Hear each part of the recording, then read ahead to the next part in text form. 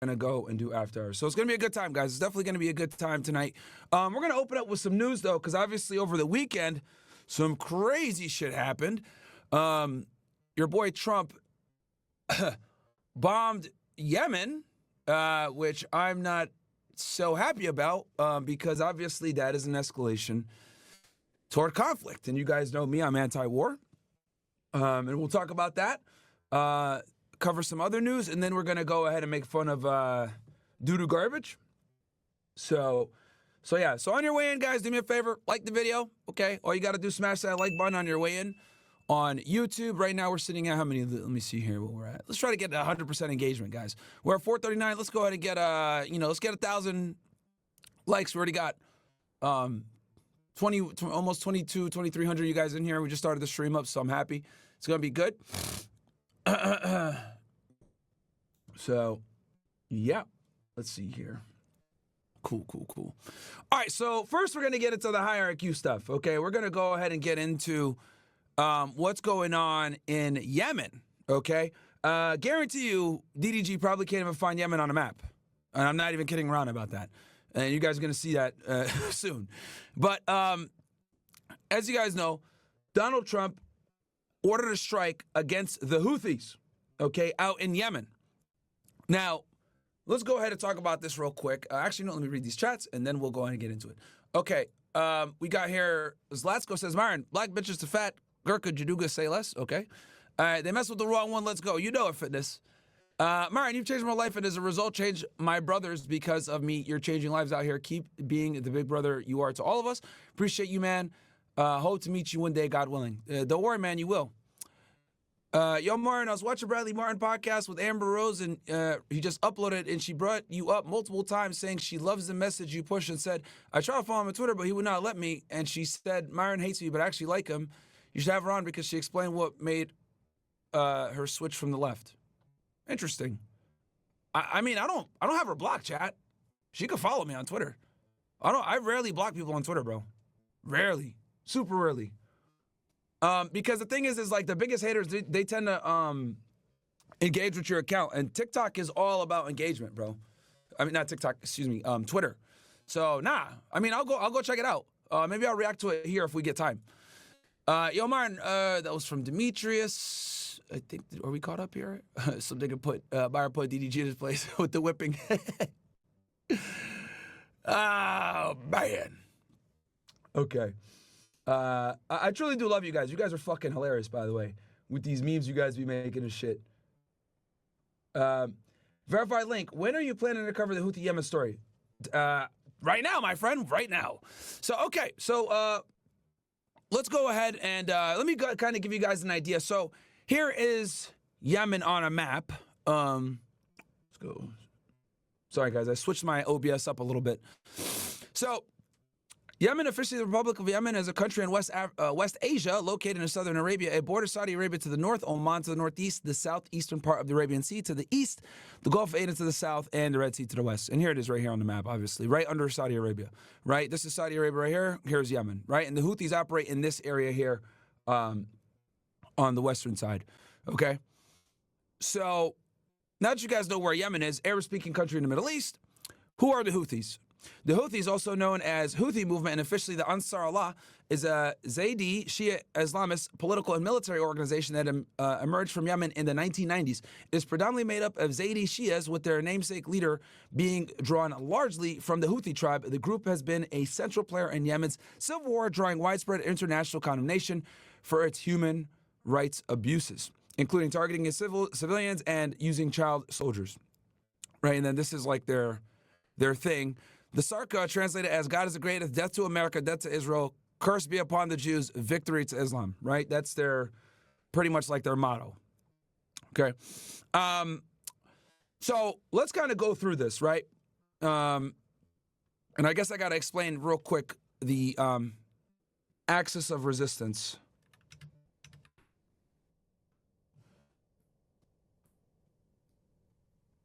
So the axis of resistance, guys, you got Iran, Iraq, Syria, Lebanon, right? So these are the countries. And then you got the Houthis down here. This is an alliance between a couple of countries in the Middle East, right? And Hamas, and obviously you got the West Bank, etc. This is an alliance to topple Israel, right? And the Houthis have been assisting and helping Hamas with their fight against Israel. They've been sending missiles into Israel, right? A lot of them get intercepted by the Iron Dome, etc. But ever since October 7th, the Houthis have been assisting Hamas. Now, when there was a ceasefire, right? When there was a ceasefire, hold on.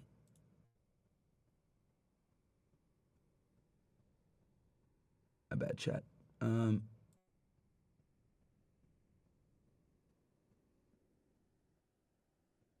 me fix this.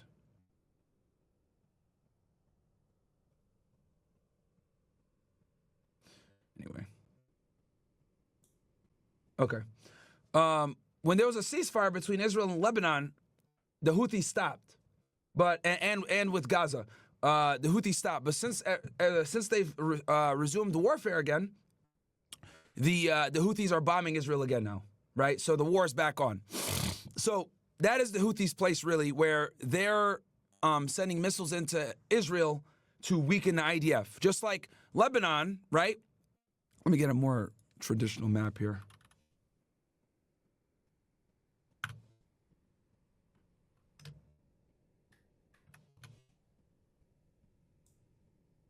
Okay. So this is a bit better.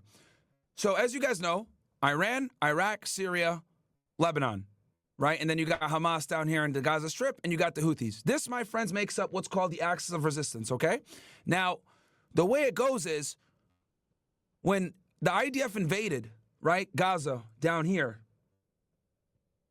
Move myself over here. When they invaded Gaza right here, right, the objective was to weaken the IDF by bombing them from different locations. So the Houthis, strategically, would bomb from here and send missiles into Israel. Then Hezbollah would also send missiles into northern Israel. And what this would effectively do is it would force the Israeli government to put the IDF in other places besides using their entire force to invade Gaza, right? So it basically gave them something else to deal with. And that was kind of what the Houthis and Hezbollah have been doing all this time. And they are funded and backed by who? Iran. Iran is a superpower that basically gives all these different countries, Yemen, Hamas, Syria, Lebanon, Iraq, they're the ones that supply them with a lot of their weapons, okay, and supplies. And this is why Syria being toppled is such a big deal, and why Israel wanted Syria gone. Because Bashar al-Assad, though he did maintain stability in the region to a degree, a lot of people might disagree with that. Well, no, now we know he definitely created a lot of stability because there's a civil war going on and they're killing innocent people. But Bashar al-Assad, he maintained stability in the area. Also, he had facilitated the movement of weapons and soldiers from Iran, right, all the way here to Lebanon. And then also they would back Hezbollah at times when there was fights. And Hezbollah was weak and they couldn't assist him, and so was Russia. That is why Bashar al-Assad got destabilized, okay?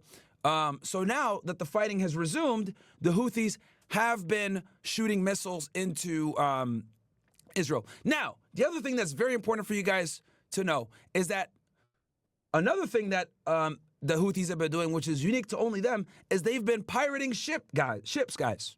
Okay? So what they've effectively been doing is when ships come into the Red Sea and pass into their territory, they've been boarding the ships and holding the staff hostage and stealing the supplies, right? Now, you might be saying, whoa, Myron, what the hell? Why are they doing that? Well, by doing that, they're affecting commerce. Millions upon billions of dollars are being lost from these pirate attacks, okay? And this entire area, by the way, is very common for piracy, by the way. Ethiopia, Djibouti, Eritrea, like this whole area is almost always getting ships robbed, right?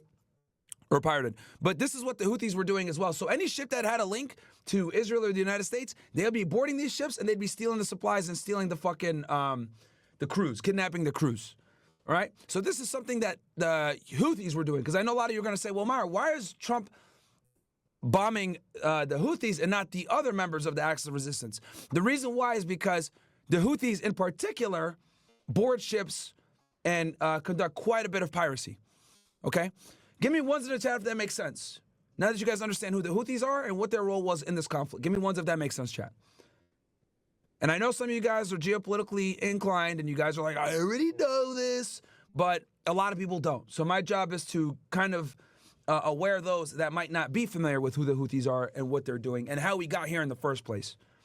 Because it's not like Trump just bombed them for no reason. There is a geopolitical strategy here as to why Trump bombed them.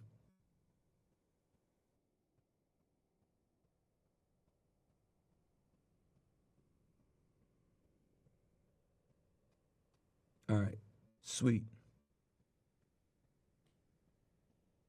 Perfect, okay. All right, so now that we understand what went down here, let's go ahead and start with some news. On Iran-backed militant targets in Hold on, turn the volume up for you ninjas. Yemen yesterday. The assault ordered by President Donald Trump. And this was on Saturday, if I'm not mistaken, when they attacked. Reportedly killed over 30 people and wounded at least 100 others. These are the latest images into us from Yemen. They are from the Houthi media office and are set to show the ongoing search for survivors in one strike zone. Last I heard, something around 13 to 20 innocent people were killed, so a lot of them kids.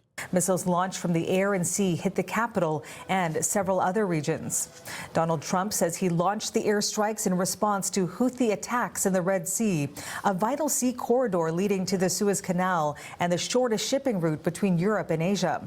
This Greek-owned cargo ship is just one of dozens of vessels targeted by the militants over 17 months. The Houthis say the attacks are a show of support for Hamas in Gaza. Crystal Gamansing is leading our coverage on the ground in the Middle East, and she joins us now from Tel Aviv. Crystal, the Houthis are vowing revenge for these airstrikes. There is a lot of reaction as well from Iran and Russia. What are they saying? Well, the strikes that we saw yesterday ordered by U.S. President Donald Trump could just be the start of things after he ordered those strikes. He also posted on social media notice to all Houthi, what he called Houthi terrorists, saying that your time is up.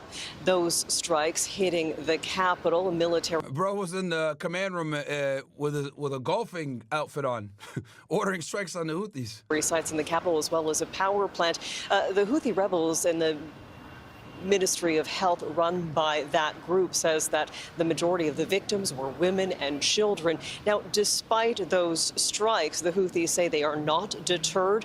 They will continue to do what they have been doing since October 7th and the Hamas-led attacks on Israel, and that is continue to act in solidarity with Gazans. They had issued a warning to Israel saying that they would resume strikes on the Red Sea, vessels in the Red Sea, if aid blockades were not lifted. Now, those blockades are still in place. Those strikes yesterday prompted a wide range of reactions in Iran. The top commander of the Revolutionary Guard says that the Houthis act on their own, but if threats against Iran are acted on, they will have no choice but to respond decisively. We're also getting reaction from Russia. After those strikes were ordered, U.S. Secretary of State Marco Rubio spoke with the foreign minister of Russia, Sergei Lavrov. The Russians are saying that all of these hostilities against the Houthis must stop immediately. But it is in a situation where, based on what we're hearing out, a lot of kids got hurt here, man. of the U.S., more attacks like these could happen. The U.S. saying they are just working to ensure that American vessels are able to safely travel international waters. And let me go ahead and see if I can get something here and show you guys Houthis boarding, because they niggas go on and like do they go on, guys, and they do they put like GoPros on and do this shit.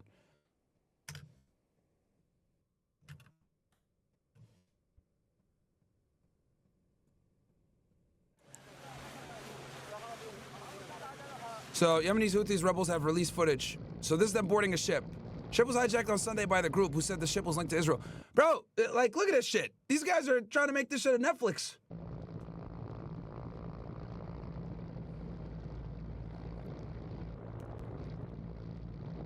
And they put this shit on TV. So they come on masks, right? And they drop on the ship.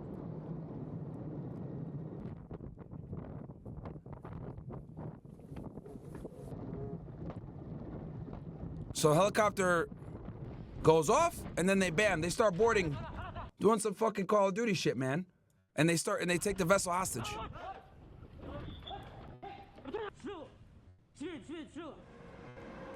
See, and it sucks because this crew has nothing to do with this shit, man.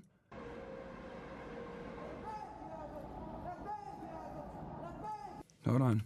See if I can get the volume up. I don't know why it's coming in so low.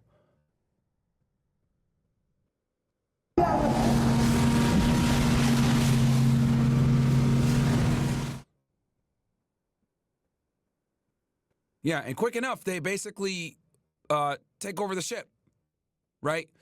And obviously, guys, that ship is probably carrying millions upon millions of dollars worth of supplies and items, right? So yeah, that one I remember went viral when they did it a year ago. Oh.